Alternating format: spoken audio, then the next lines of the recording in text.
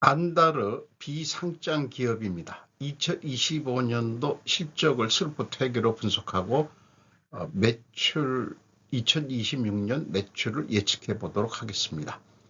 매출은 26.7% 증가했고 영업이익은 6.3% 증가했습니다. 가공비 배부 재고자산 회전율은 1.3회전으로 상당히 낮은 상태이고요.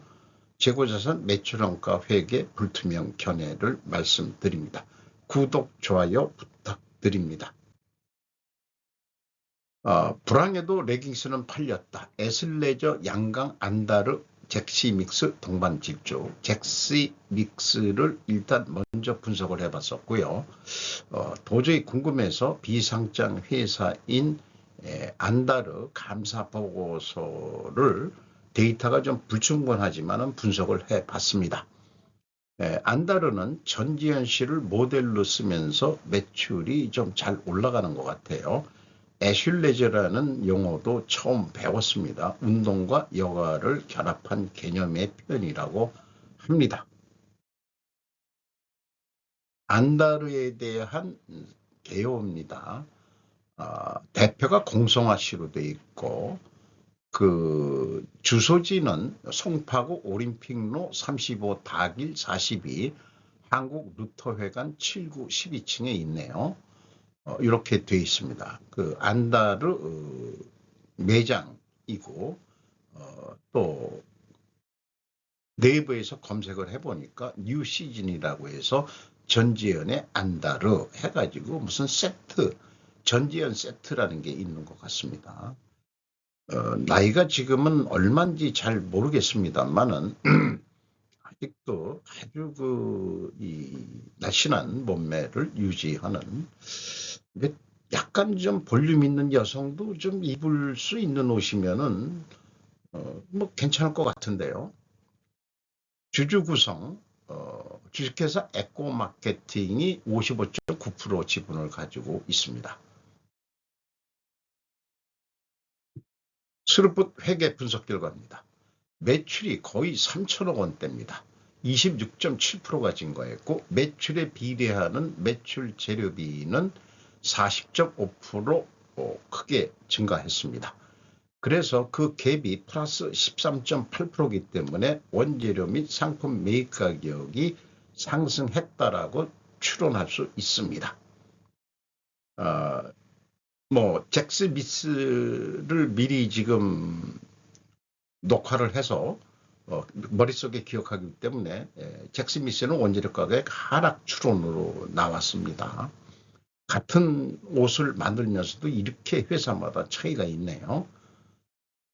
스루풋율은 그런데 3.7% 하락을 했죠. 그래서 운영 경비는 23% 증가했습니다. 스루풋율보다 더 증가하면 영업이익은 내려가게 되어 있습니다. 스루풋 생산성 1.22로서 0.03포인트가 하락했고 스루풋 영업이익은 337억 5천만 원으로 6.3% 증가했습니다. 원가회계 영업이익보다는 증가율은 더 높은데 원가회계 영업이익보다는 8억 4,500만 원 적은 수치인데 매년 재고가 조금씩 증가하기 때문에 원가회계 영업이익보다 적게 산출이 됩니다. 원가회계 영업 손익계산서입니다. 당기순이익까지 표현해 봤습니다. 그런데 여기 문제가 좀 있습니다. 2025년도에 이개년별을 병행해서 하는데 당기 총 포괄 손익이 184억으로 공시를 감사 보고서가 나오는데 어떠한 설명도 없습니다.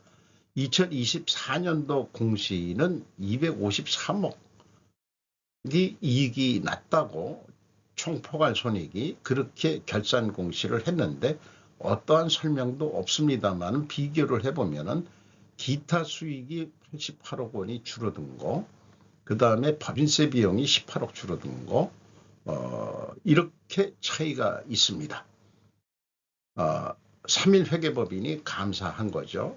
그 감사 보고서 2025년도에 뭔가 이 정정 신고를 했어야 되는 거 아닌가 싶습니다. 그러나 영업이익 차이에는 차이가 없으므로 분석에 차질은 없습니다. 어쨌든 2025년도에 공시된 내용을 중심으로 진행을 했습니다. 재고자산 내역을 보면은 제품 및 상품을 묶어서 표현하고 있습니다. 뭐 괜찮습니다. 두 가지 합쳐서 892억 원, 재고가 234억 원이나 크게 증가를 시켰습니다. 매년 계속 그 재고가 증가하고 있다는 얘기는 매출 증가에 따라서 계속 재고도 증가하고 있다. 장사가 잘 될 때는 재고 증가가 크게 문제로 수면 위로 문제가 나타나질 않는데 매출이 감소하면 재고가 크게 이제 수면 위로 재고 문제가 나타나죠. 그래서 매출 증가율하고 비교를 해보면은 2024년도 매출액 17% 올랐을 때 39%를 증가시켰습니다. 그러나 그게 너무 많이 증가시키는 것은 바람직하지 않습니다. 또 2025년도는 매출이 27% 높게 증가했는데 역시 36% 크게 증가를 시켰습니다. 2024년도보다는 뭐 상대적으로 적게 증가시켰지만은 금액상으로는 더 크게 증가를 했죠. 그래서 매출 증가율보다 재고 증가율이 더 높다는 것은 과잉 생산을 했다는 것으로 평가해야 된다고 저는 생각합니다. 비용의 성격적 분류 내용입니다. 재고자산의 변동 마이너스 217억 5,900만 원이면은 재고가 증가했다는 뜻이고요. 원재료와 상품 매입액이라고 표현되어 있으면 A 재고자산의 변동은 전체 재고자산을 의미합니다. 이 2번에 해당하겠습니다. AB를 더한 MC 매출원가 재료비는 1,115억 원으로서 41.2%가 증가했고 운영경비는 23% 증가했습니다. 운영경비 1,538억 원에서 판매관리비 1,487억 원을 뺀 50억 3,700만 원이 공장 가공비인데 직영생산이 별로 없다는 것 같습니다. 가공 비율이 3.6%뿐이 안 되니까 대부분 상품으로 매입을 하는 것 같습니다. 그래서 재고자산에도 제품 및 상품이라고 묶어서 표현하는 것으로 이해가 됩니다. 재료 비율이 무려 매우 크죠. 96.4%로 1.9%. 그러니까 잭시 믹스하고는 잭시 믹스는 직영생산, 외주 가공을 주는 직영생산인데 결국은 마찬가지인데 들어오는 거를 그냥 다 원재료까지 맡기고 저기 상품으로 저기 사는 식으로 하는 것 같아요. 이렇게 다시 표현해 보겠습니다. A 재고자산의 변동 범위가 전체 재고자산이면 총 제조비용이 왜곡이 발생한다. 여기에 나와 있는 것, 즉 역산출한 총 제조비용은 실제와 갭이 존재할 것이다. 그러나 원가회계와 스루프트회계 손익차익 검증은 가능합니다. 수렴이 됩니다. 재고자산의 증가함을 비교를 해보겠습니다. 차이가 17억 3,800만 원인데 전체 재고니까 원재료 증감액을 가감해주면 제로가 나와줘야 되는데 역시 여기도 재고가 차이가 납니다. 이런 불투명성, 이런 것들을 어떻게 감사보고하고 나오는지 저는 개인적으로 이해를 못하겠어요. 개투를 합리적으로 추적할 단서는 찾을 수 없다. 2024년 손익계산서 금액 변동에 어떠한 설명도 없듯이 재고자산 회계 감사는 주로 신빙이 공인회계사한테 시키는 모양이다. 그들은 이 갭2를 밝혀내야만 했다. 그렇게 저는 생각합니다. 특히 총 제조비용도 동일한 금액으로 차이가 있고요. 현금 흐름표만큼은 맞췄네요. 회계법인 수준은 3단계만 할 역량밖에는 없을 것이라고 저는 생각합니다.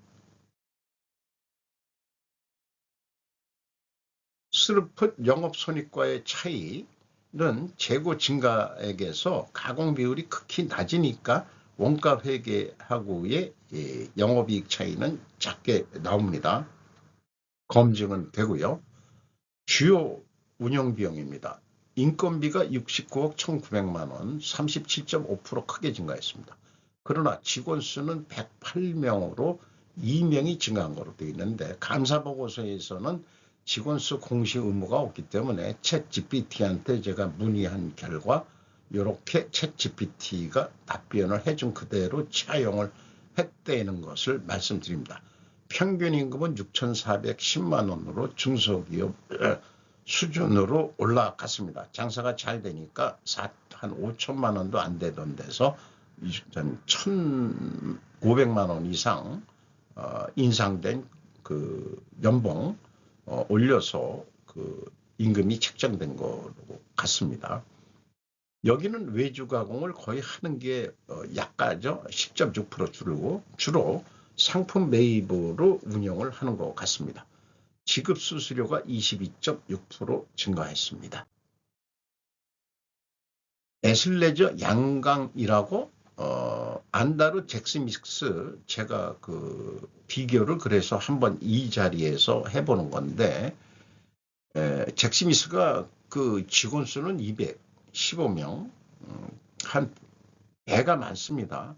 그러니 인건비도 많이 나가죠. 잭스미스가 경쟁력에서 좀 뒤진다고 볼 수가 있겠어요. 외주 가공비도 2025년도에 1천억 원대가 나갔는데 안다르는 없거든요. 상품 매입액으로 그 외주 가공 주는 거를 상품 매입 처리를 하는 것 같습니다. 지급 수수료도 역시 이 안다르가 작게 나갑니다. 잭스미스 외주 가공비 전혀 그래서 이해할 수가 없습니다. 뭔가 부패의 냄새가 풍깁니다. 여기에서. 글쎄요. 그런 느낌이 온다는 거죠. 경영평가지표로서 재고 회전율이 소수점 두 자리로서는 1.5% 상승했고 슬픈율은 거꾸로 내려갔습니다. 역방향이면 분식회계 개연성 가정을 세웁니다. 투하자본 이익률 27.8%로 6.5% 하락했고 총자산 회전율도 1.71로서 하락을 했습니다. 영업구매 평가지표 매출 채권 수금 속도는 29.8회전 1년이 12달이면 보름 안에 다 수금을 한다는 얘기죠. 근데 문제는 매입 채무 지급 속도가 2.7회전 3회전이라고 해도 4개월에 한 번씩 협력업체한테 돈을 준다. 그러니까 상품을 매입해 놓고 돈을 안 주고 있다. 이런 얘기인 것 같습니다. 이런 기업을 저는 악덕 기업이라고 좀 이름을 써야 되지 않겠나 싶어요.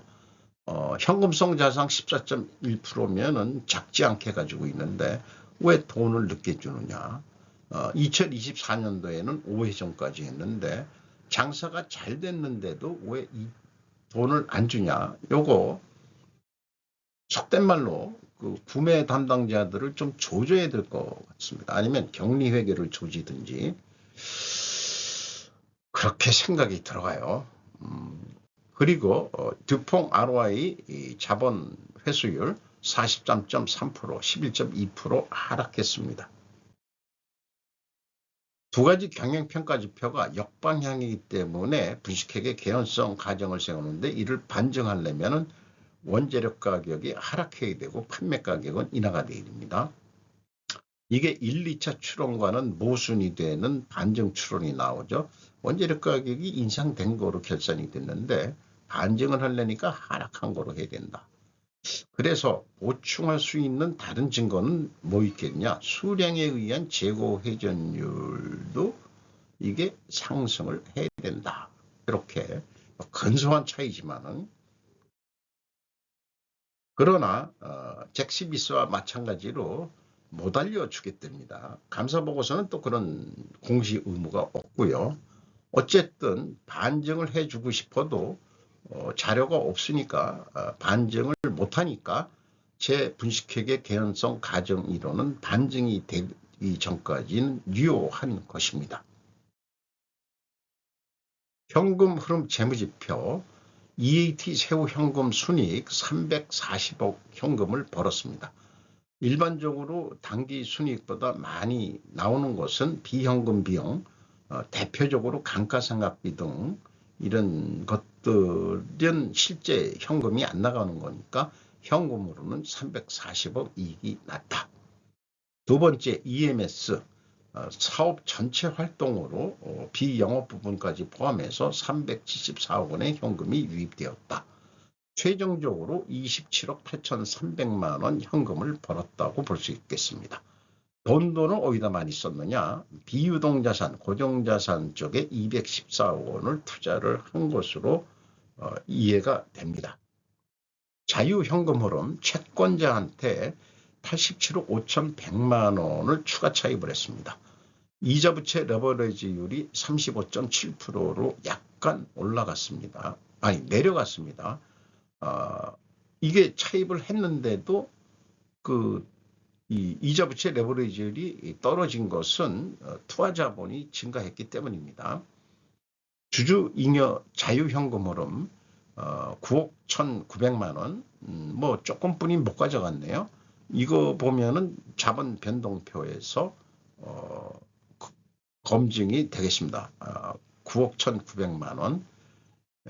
전환권 대가의 법인세 효과라는 게 있고 주식 매수 선택권이라는 게 있고 2024년도에는 전환상환 우선주 전환사채 발행 이런 등등으로 71억이 돈이 들어왔었고요. 주주 입장에서는 이게 돈이 나가는 거니까 마이너스로 표현하게 되어 있습니다. 납입자본 성장률 1.3으로 0.9에서 무려 0.4, 40% 정도가 뛰었네요. 이익잉여금률 27.4%로 마이너스에서 플러스로 획기적으로 뛰었습니다. 2025년도 실적을 토대로 2026년도 매출을 예측해 보도록 합니다. 우선 운영경비가 23% 증가했었는데 2026년도는 우리 경제가 별로 안 좋을 것 같다. 15% 증가한다고 봤고 영업이익은 6.3% 증가했는데 7% 증가한다는 목표로 이것을 스르픈율로 나누면은 3,406억 원. 근데 제가 이제 이 비율을 들어서 이 예측은 납품단가 협상을 위한 교육용으로 제가 비유해서 알고리즘을 개발을 해 본 거기 때문에 이거를 전지현 세트라고 하나 비유를 하죠. 전지현 세트 34만 원에 팔기로 한다. 2026년도에는 그렇게 되고 이렇게 뽑는 방법이 있고 매출이 13.6% 증가하니까 매출 스루프트에게는 매출에 비례하는 매출 재료비니까 1 더하기 13.6% 해가지고 요걸 매출 재료 비율로 나누면은 동일하게 34만 원에 하는 거고 전지현 세트를 그래서 34만 원에 팔기로 하면은 거의 10% 넘게 35,458원이 남는 것으로. 근데 인간은 사업이란 건 오늘도 내일도 돈을 벌어야 되니까 재고 회전율이 1.3회전뿐이 안 되는데 뭐 더도 말고 1.4회전 해보자. 7.2% 증가시키면은 매출 단가 인상 효과가 있어가지고 36만 5천 원에 팔게 된다. 그러면 운영경비가 좀 들어 올라가더라도 영업이익은 44,787원까지 이익을 낼 수 있다. 이렇게 볼 수 있겠습니다. 원가회계상으로는 재고가 26.3% 증가했는데 감소할 때하고 증가할 때하고 다 고려해야 됩니다. 왜냐하면 원가회계는 매출원가를 예측을 해야 되기 때문에 그렇습니다. 재고가 감소할 때는 매출원가가 증가해버리고요. 재고가 증가할 때는 매출원가는 내려가게 돼 있습니다. 그래서 동일한 어떤 목표 이익을 내기 위해서는 재고가 감소할 때에는 38만 6천 원으로 비싸게 팔아야 되고 재고가 증가할 때는 34만 원에 팔아도 되는 것으로 이렇게 되죠. 어느 길을 선택할 것이냐? 재고 감소를 택하겠죠. 그러나 영업 쪽에서는 우리 그런 거 골치 아픈 건 모르니까 그 백데이터 다 주셔. 그래서 재료비 15만 원, 가공비 5만 원, 부풀린 견적, 부풀리는 게 아니고 좀 이게 경쟁업체가 있는데 좀 싸게 해야 된다. 그래서 총 제조 비용이 15만 5천 원. 판매 관리비가 우리가 저 광고 때리고 그다음 전지현씨 모델료도 많이 나가고 하니까 17만 원. 그래서 32만 5천 원이 원가인데 마진 3만 7천 원 봐서 36만 2천 원은 받아야 된다. 그런데 단가 협상하는 구매자 입장에서 뭔 얘기요? 34만 원에도 남는다는데 그러나 원가 회계는 적자가 9천 원 적자로 나옵니다. 그래서 그 슬롯 판매액과 같이 할 수 있다면은 얼마가 되겠느냐? 그대로 판매하더라도 요거는 생산을 추가로 안 하고 매입을 안 하고 상품이 재고가 준다고 봤을 때 여전히 적자를 면만한다. 이렇게 되어 있겠습니다. 이것이 맹점인 거죠. 원가 회계. 그래서 다시 비교를 해보면은 슬로포 회계는 이익인데 3만 5천 원, 34만 원에 팔아도 재고 감소할 때는 영업 적자, 재고 증가할 때는 3만 5천 원 영업 이익 이렇게 되는데 추가 재고 증가 없이 추가 판매를 해서 36만 5천 원에 판매를 한다고 하면은 영업이익은 거꾸로 적자로 돌아선다. 이게 이 원가 회계의 맹점이 되겠습니다. 그래서 잭시 미스 때도 똑같은 얘기를 했습니다만은 의류 업계야말로 정말로 원가 회계가 마녀로 다가올 것이고 원가 회계를 버려야 될 업종이 의류 업체부터 좀 버려야 되지 않을까 하는 거죠. 이것은 원가 회계가 더 이상 필요 없는 이유에 대한 나름대로 학문적인 정리 내용이 되겠고요. 과잉 재고, 과잉 생산하지 말자는 제넷 앨런 언니의 말씀을 전하고 또 로스차일드 글로벌 금융자본 로스차일드 여사가 ESG를 쓰레기통에 버리자고 했듯이 원가 회계도 쓰레기통에 버리자고 해주기를 바라서 작성된 템플릿 자료입니다. 제가 제약이론 편집증 환자라고 고백을 하면서 오늘도 좋은 하루가 되시기 바랍니다.